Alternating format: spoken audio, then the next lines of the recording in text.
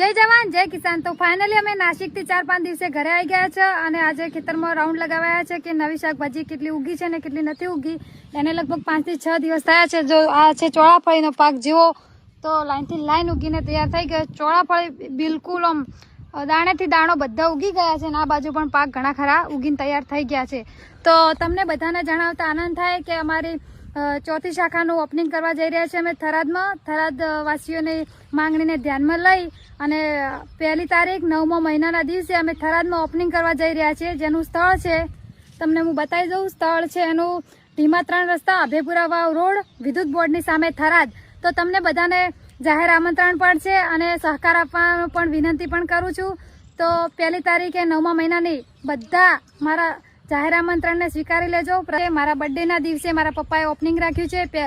1લી તારીખ 9મા મહિનાના દિવસે અમે ઓપનિંગ રાખ્યું છે। તો તમને બધાને જાહેર આમંત્રણ આપું છું કે બધા અમારી શાખાનો ઓપનિંગના દિવસે તમે બધા થરાદ આવો અને કોઈને પર્સનલ આમંત્રણ ના અપાય તો ખોટું ના લગાડતા। આ વિડીયોના માધ્યમથી તમે બધા અમને સહકાર આપવા પધારજો।